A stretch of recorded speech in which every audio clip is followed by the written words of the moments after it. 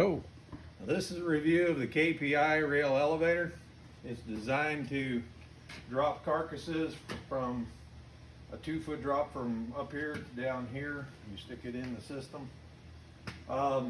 Let's go over mounting of this. It's designed with a flange to mount underneath the ceiling. You'll have to bring all thread up through 6 holes. There's 3 on this side and 3 on the other side. They're 5/8 diameter. And bring them up above to transfer your load to your ceiling joist or whatever structure you have above. This portion of the machine is in the joist area of the ceiling, and from there up it's designed with, if you have a standard 12-inch ceiling joist, that it won't exceed 2 foot above that. That was the specifications of the original design, that we couldn't go any further above there. Let's cover safety real quick. Obviously, do not be underneath the system when it's in operation, in case you do have a mechanical failure, or if a carcass would come free from the rail. You don't want to have it land on you. Electrically, when you do hook this up, there is a ground wire in here. This is meant to be mounted on the wall or some other structure. When you do mount it, use the mounting screw to ground the box out. That grounds back to your junction box up here. Basic layout of the system. This is your incoming rail here. This is the section where it lowers and raises, and then your lower rail will attach down there. In operation, the carcass is rolled on a trolley on this upper section. You have to pull 2 chains at once, but they're hooked together. That releases the safety gates. Roll your trolley over into the area where you're going to be moving the carcass. Allow your lock to drop. You're then able to drop the carcass on down. Let's just go ahead and bring it up right now.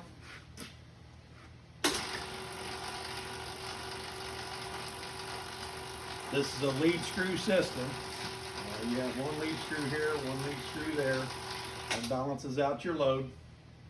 It is driven by a motor with a gearbox with a chain drive that keeps them synchronized. It has a limit switch for the top and a limit switch for the bottom. When it is installed, you'll want the rail to be flush at the junction here, okay?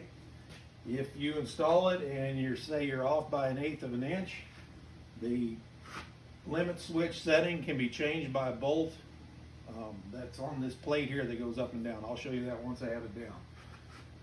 The limit on the downstroke, same deal. When your rail needs to be adjusted for height there, you adjust this length of this bolt to where it hits the limit switch down in through this hole. So let's just go through the operation of it. Right now we just have a chunk of steel on here to give us a representation of weight. You start out here. Your locks are there. That keeps it from rolling into the system when there's no lift in place, when it's in the down position. So if I yank the chain, bring the locks out of the way, bring it to the center section, allow my locks to drop, I can now lower it. Hit your down button and release. It takes about a minute to cycle it down. We wanted to keep it slow and safe.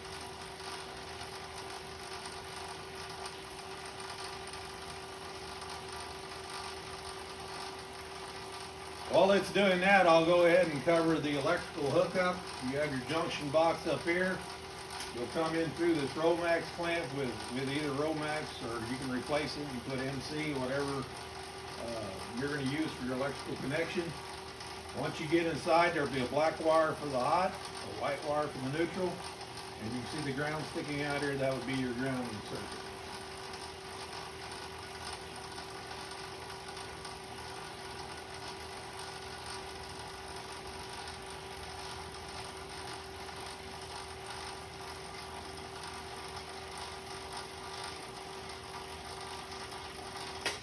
So now the lift's all the way down, or the elevator's all the way down.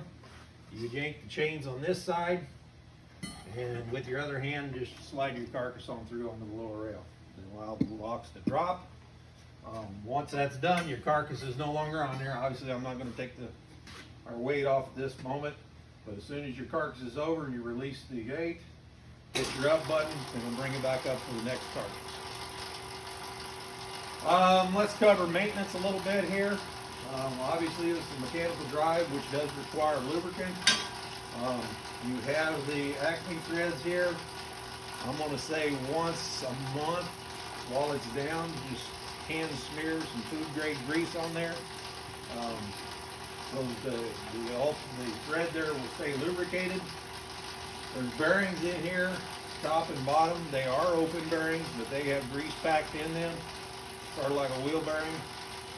Those should go for years and years before you would have to remove this top and repack those bearings. Probably 5 years.